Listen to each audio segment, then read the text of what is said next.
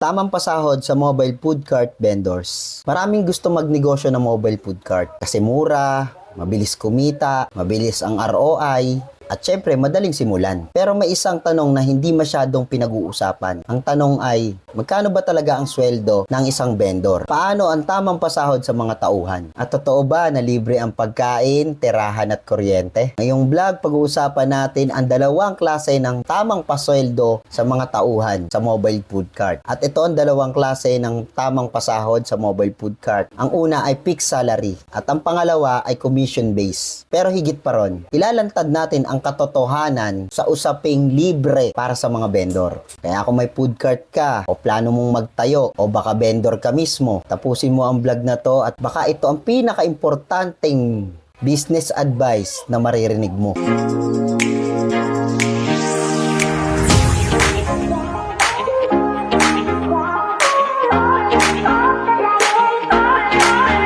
Ang tamang pagpapasahod sa tauhan ay fixed salary. Pero walang tunay na libre. Sa fixed salary system, may arawang sweldo ang vendor. Halimbawa sa probinsya, 400 ang rate at sa NCR, 500 to 610 something. At karaniwang ginagamit ito ay pagka may permanente kang pwesto o yung food cart mo. At sa ganitong usapin, kadalasang sinasabi, libre ang pagkain, libre ang tirahan, libre ang tubig at kuryente. Pero gusto kong itama ang maling mindset na yan. Hindi ito libre. Bakit? Lahat ng ito ay kanilang pinaghihirapan. Ito ay bahagi ng kabuuang kabayaran sa kanilang trabaho. At kung ikaw ay nagluluto araw-araw, nagtitinda, nagbubuhat, na kung ano pa man yung bubuhatin sa cart mo, umaharap sa customer, syempre bayad yan. Kahit hindi pera ang ibang benepisyo, hindi ibig sabihin na libre to. Ang pagkain, pinagpapagura nila. Ang tirahan, nakakamit nila sa araw-araw na trabaho nila. Ang kuryente at tubig ay bahagi ng service na binibigay nila. Hindi ito regalo, hindi ito utang ng loob. Bahagi ito ng pagtatrabaho nila sa'yo. Kaya ito ay nararapat na ibigay sa mga empleyado mo o sa vendor mo. O example, fixed compensation salary. Cash pay, 400 a day. Approximate 150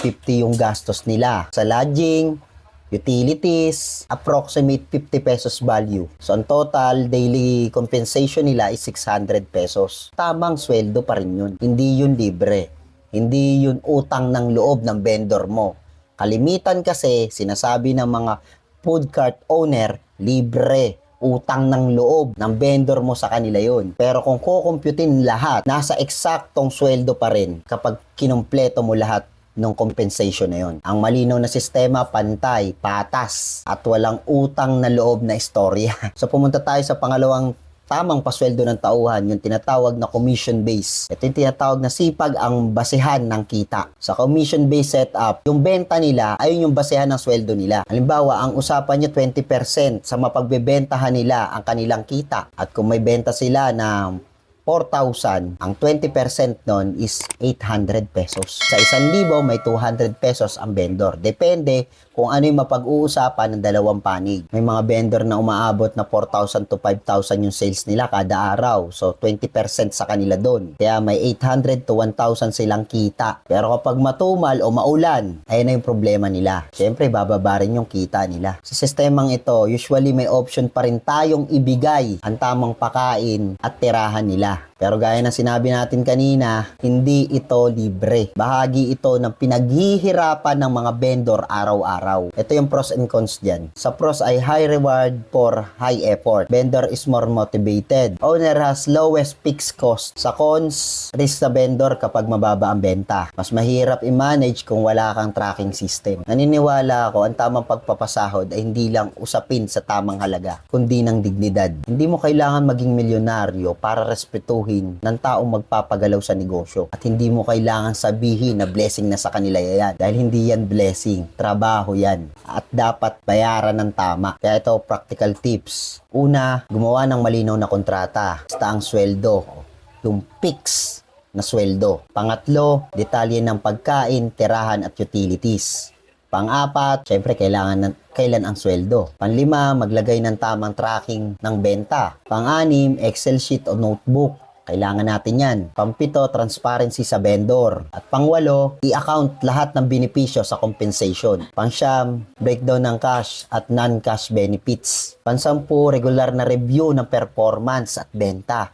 Kailangan din natin yan. Pang-11, napaka-importante mag-adjust kung kinakailangan. Bakit mo kailangan gawin yan? Kasi kung hindi mo to gagawin, dalawang bagay ang pwedeng mangyari. Mawawalan ka ng vendor, lilipat sa mas magandang offer. Pangalawa, masisira yung reputasyon mo at ng negosyo mo. Ang kalaban natin dito ay yung maling paniniwala na libre ang lahat. Underpayment disguise as generosity. Sistema na walang transparency at yung pagpapalaganap ng utang na loob culture sa mga vendor natin. Tandaan mo to, hindi kalaban ng vendor, hindi kalaban ng gastusin. Ang kalaban natin dito ay yung maling pagtingin sa tao na parang palamunin sila. Kaya kung susolusyonan mo ang tunay na kalaban mo, magiging mas maganda ang takbo ng negosyo mo.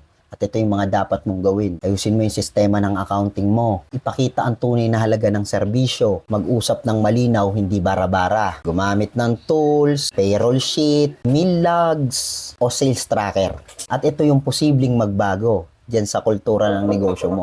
Siyempre, masaya ang vendor mo, loyal, consistent ang service nila, yung benta tumataas dahil motivated sila at hindi mo kailangan mag-retrain ng bagong tao. Mas magaan yung negosyo mo araw-araw. Ang vendor na ginagalang, nagbibigay ng mas magandang serbisyo. Ang vendor na kupal, itapon mo. At ang owner na marunong rumespeto, tinatangkilik ng mas maraming tao. Kung kaya mo maging patas sa maliit mong negosyo, handa kang maging leader sa mas malaki mo pang negosyo. Simulan sa isang vendor, sa isang cart, at doon mo bubuuin ang tagumpay mo. Ngayon alam mo na walang libre at hindi kailangan ng libre. Ang kailangan ay tama. I-comment mo naman sa baba kung anong klaseng sistema ang ginagamit mo sa food cart mo. Huwag mong kalimutan mag-like, share at mag-subscribe. At ang tunay na negosyo ay may malasakit. Kaya hanggang dito na lang. See you sa next vlog ko.